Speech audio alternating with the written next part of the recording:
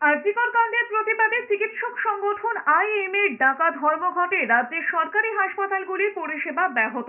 জেলায় জেলায় চিকিৎসকরা কর্মবিরতি জারি রেখেছেন। চুঁচুড়ার ইমামবাড়া জেলা হাসপাতালে টিকিট কাউন্টার থেকে ওপিডি সবই বন্ধ রয়েছে। তবে দুস্থ রোগীদের কথা ভেবে অবস্থান মঞ্চেই রোগী দেখছেন চিকিৎসকরা, ফলে সেখানে উপচে পড়ছে রোগীদের ভিড়। চিকিৎসকরাও কেউ বহির্বিভাগে বসছেন না। ভোগান্তির ছবি অন্যান্য হাসপাতালেও ধরা পড়েছে। উত্তর দিনাজপুর, মালদা, মুর্শিদাবাদ, বাঁকুড়া, মেদিনীপুর মেডিকেলেও ধর্মঘটের জেরে রোগীদের হয়রানি অব্যাহত। উত্তরবঙ্গ মেডিকেলেও ভোগান্তির শিকার হচ্ছেন রোগীরা।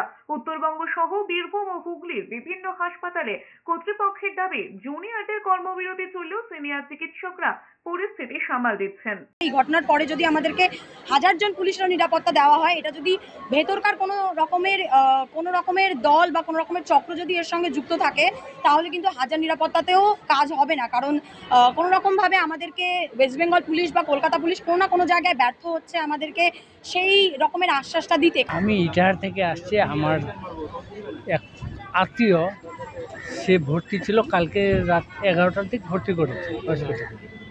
অজ্ঞান অবস্থায় ছিল, এখানে আসে জ্ঞান ফিরেছে। সেরকম অ্যাভেলেবেল ডাক্তার নেই,